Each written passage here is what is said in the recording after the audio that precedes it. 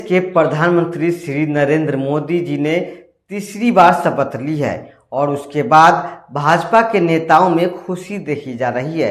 लोग तरह तरह से अब बधाई देने में लगे हुए हैं। इसको लेकर बिहार के कटिहार में भाजपा नेताओं ने कहा है कि मोदी जी के नेतृत्व वाली सरकार में अब विकास की बात होगी।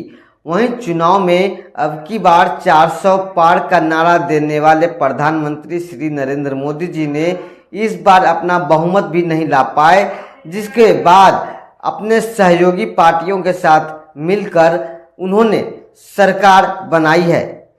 और इस बात पर पत्रकार द्वारा पूछा गया भाजपा नेताओं से कि कहां हो गई चूक, 400 पार नहीं हो पाया, तो भाजपा नेताओं ने कहा कि कांग्रेस के नेता राहुल गांधी और खड़गे साहब ने लोगों को आंख में धूल झोंकने का काम किया है। पहले मैं नरेंद्र भाई मोदी जी को तीसरी बार देश के प्रधानमंत्री बनने के लिए बधाई देता हूं और निश्चित रूप से तीसरा कार्यकाल उनका सदैव लोग याद रखेंगे।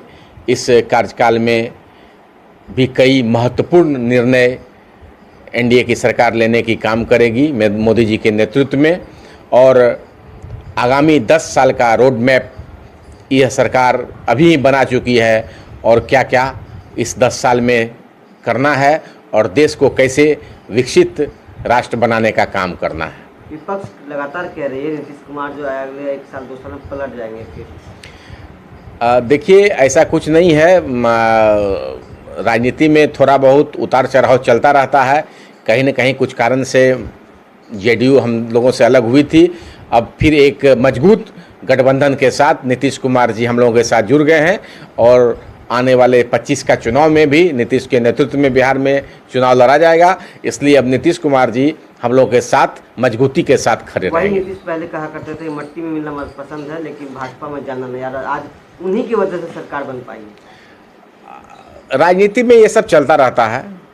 अब की बार 400 पार का नारा कहाँ विफल रही?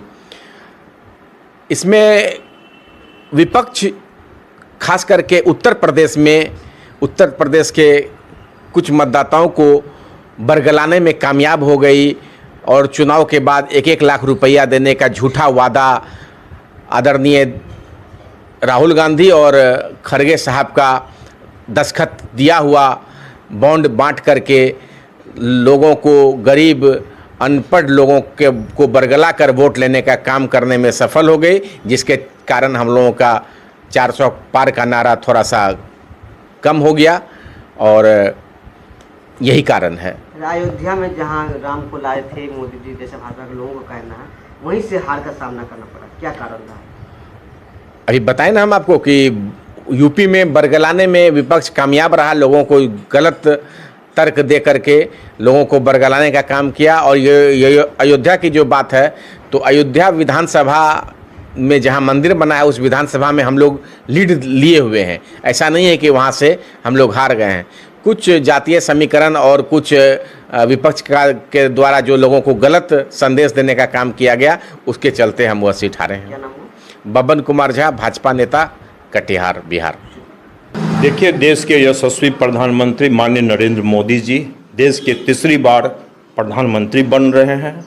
मैं प्रमोद महतो, क्षेत्र प्रभारी नगर निकाय, बिहार प्रदेश भारतीय जनता पार्टी सह निगम पार्षद कटिहार नगर निगम, अपनी ओर से बहुत बहुत बधाई और शुभकामनाएं देता हूं। साथ ही मोदी जी के तमाम मंत्रिमंडल में शामिल तमाम मंत्रियों को बधाई शुभकामनाएं देता हूं, इन आशा और विश्वास के साथ कि जिस प्रण और प्रतिज्ञा से नरेंद्र मोदी ने भारत को विकसित राष्ट्र बनाने का संकल्प लिया है कि हमारा देश विकसित राष्ट्र की श्रेणी में खड़ा हो, भारत विश्व गुरु बने, भारत परम वैभव का क्षितिज पर पहुंचे। मुझे उम्मीद ही नहीं, विश्वास है यथाशीघ्र मोदी जी के नेतृत्व में भारत विकसित राष्ट्र बनेगा। संपूर्ण देशवासियों की हर मनोकामनाएं पूरी होगी, समस्त देश खुशहाल होगा। नीतीश कुमार पर कितना भरोसा करते हैं? कहीं पलटी तो नहीं मारे थे? देखिए, वो हमारे सहयोगी हैं और हमने गठबंधन करके चुनाव लड़ा है और मुझे विश्वास है कि यह सरकार अस्थायी रूप से 5 वर्षों तक भारत को विकसित राष्ट्र बनाने में सभी दल मोदी जी के हाथ में हाथ को मिलाकर चलने का काम करेगा। जबकि इस पर कांग्रेस नेता सुनील यादव ने मीडिया को कहा कि देश की जनता ने प्रधानमंत्री श्री नरेंद्र मोदी जी को यह बतला दिया है कि धर्म की राजनीति नहीं चलेगी। सरकार हम लोगों की ही बननी थी, लेकिन महज कुछ जगह से हम लोगों को हार का सामना करना पड़ा, जिसके वजह से हमारी सरकार नहीं बन पाई। लेकिन बिहार के मुख्यमंत्री श्री नीतीश कुमार और नायडू के भरोसे यह एनडीए की सरकार चल रही है। जब मुख्यमंत्री श्री नीतीश कुमार को यह लगने लगेगा कि बीजेपी बिहार के जनता को भाजपा एक बार फिर से ठगने का कार्य कर रही है, उसी दिन नीतीश कुमार फिर से पलटी मार देंगे। कि मोदी जी ने तीसरे बार शपथ लिया, क्या लगता है कितना दिन तक चलेगा यह सरकार?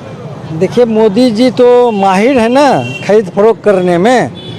आज तक तो वो हर स्टेट में जहाँ उसकी सरकार बहुमत में न भी रहती थी, खरीद करके सरकार बना लेती है, किसी का सरकार गिरा करके बना लेती है। अब तो मौका मिल गया, थोड़ा सा चुक हो गया हम लोगों में, कहिए जो कि थोड़ा कम सीट आया, नहीं तो सरकार तो हम लोगों की फाइनल थी। लेकिन ये जोड़ तोड़ की सरकार है और इस सरकार पर जो प्रेशर पड़ रहा है, आने वाला दिन में बहुत अच्छा हम लोग को दिखाई नहीं पड़ रहा। नीतीश जी कहीं फिर पलटने का संभावना है? क्या लगता है कि 5 साल ये चला पाएगी ढंग से सरकार? देखिए, नीतीश जी के विषय में बहुत कुछ क्या बोलें। वो हो सकता है कि जब उसका अंतरात्मा जगेगा, जब उसको लगेगा कि इस देश में फिर भाजपा के द्वारा ठगने का काम हो रहा है, तो निश्चित रूप से हमेशा उस सेकुलर की राजनीति किए हैं, उस पर विश्वास किए, वो हम लोगों के साथ आ जाएंगे। अब देखना यह है कि एनडीए वाली सरकार 5 वर्षों का कार्यकाल पूरा कर पाती है या नहीं, या फिर बीच में ही सरकार गिरेगी, यह तो वक्त बताएगा।